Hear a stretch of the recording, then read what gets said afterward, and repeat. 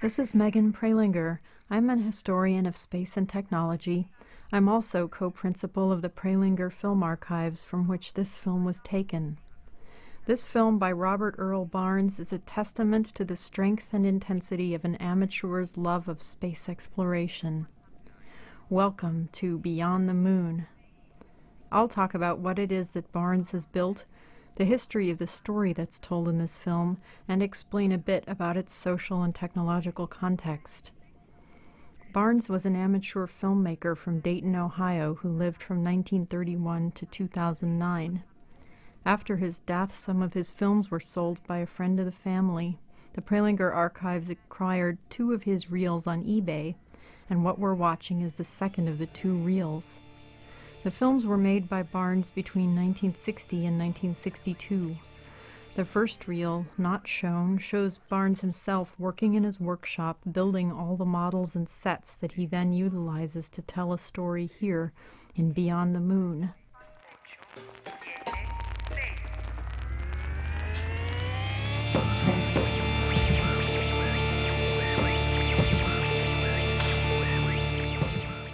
The rocket model that he's built is an Atlas made by Convair. The model was made by the Revell Model Company, who are still in business making models. One of the current products listed on their website is a model of the Space Shuttle Discovery.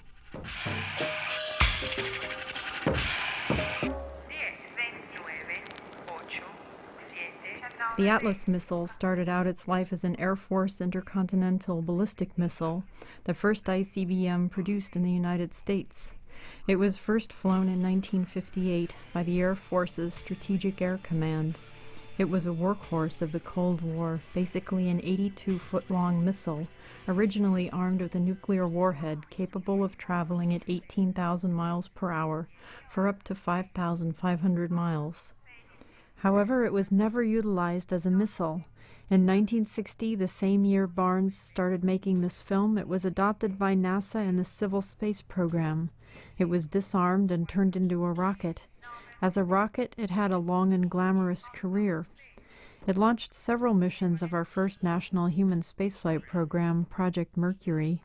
The missions of Mercury were launched between 1957 and 1962.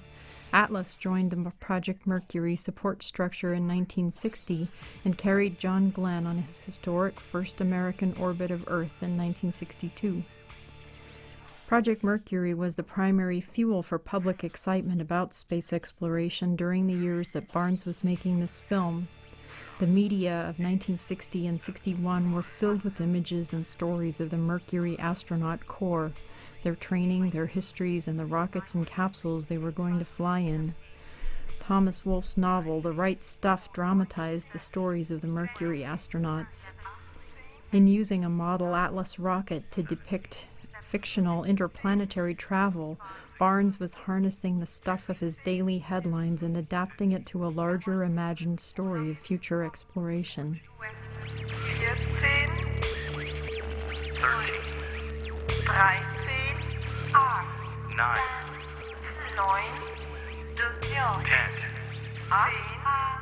Beyond the Moon tells an ambitious story. Forgive me for giving away the ending, but this spacecraft is going to reach Mars. But in fact, Barnes is not telling a personal, made-up story, rather a very particular story that was publicly well known.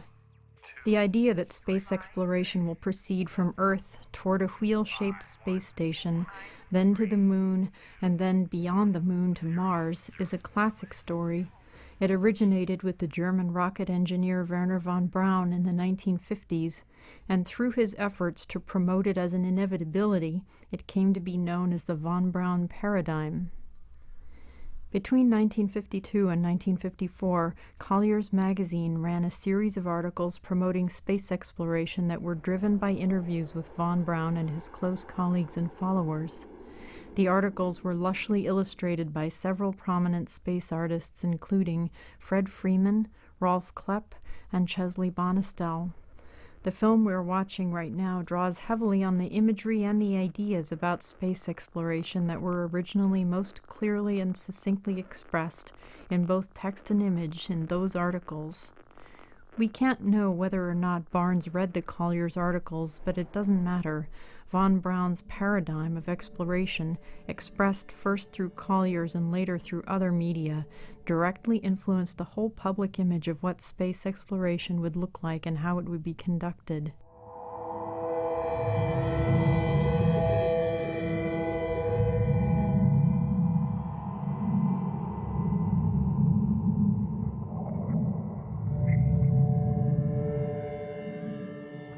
Now we see the separation of the spacecraft from its booster rockets. The Atlas rocket was built with a large Longqing booster rocket as well as 2 Vernier rockets for guidance. In real life, the Atlas would have shed its boosters after achieving escape velocity and then shed the Vernier rockets once in orbit. What remains is whatever's in the nose cone. Here, the nose cone that Barnes has built is a small interplanetary spacecraft.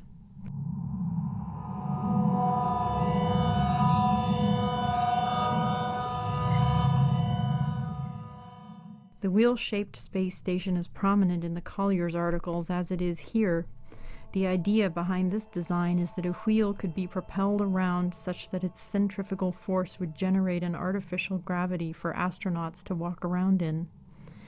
This design originated in the 1920s with another German rocket engineer, Hermann Nordnung, but it was Wernher von Braun who borrowed this idea from Nordnung and promoted and publicized this plan. It turned out not to be practical. The enormous expense of building a space station large enough to generate its own artificial gravity turned out to be, well, just practically impossible. And if you want to know more about how space station design plans changed over time, there's a book by Howard McCurdy called The Space Station Decision. Barnes has structured his film in a lovely, meditative way. Notice now how much time we are spending getting to Mars. This is not a quick payoff action flick.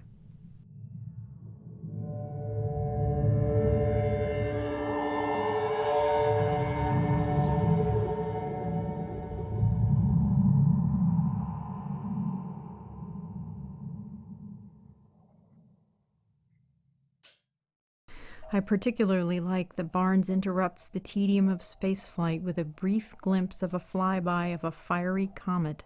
Coming up in just a minute, don't blink.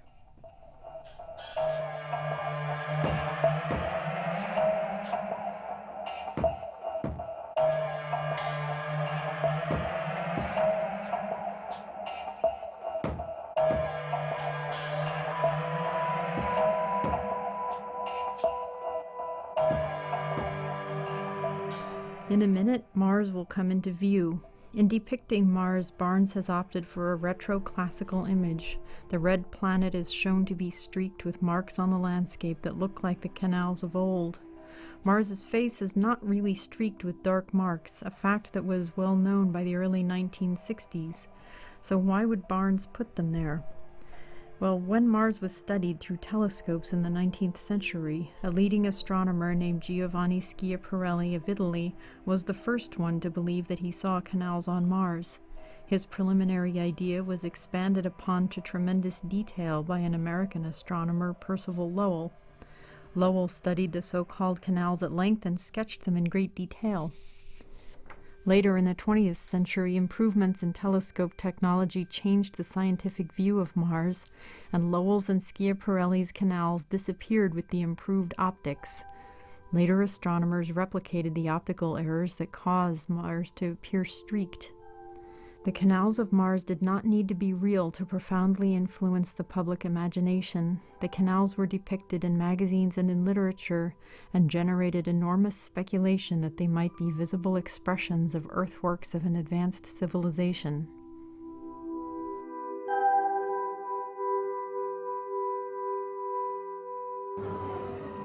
Back to Barnes's film itself. This film is an important piece of evidence of our cultural history. That's because it's a deep expression of one citizen's affection for space exploration. Barnes has studied and internalized the contemporary goings-on around him in planning for future space exploration. He then turned those plans into his own vision and used them to make this film a work of amateur inspirational art. Thanks for listening, and see you in the next movie. And thanks to Caitlin Hammer for research on Robert Barnes.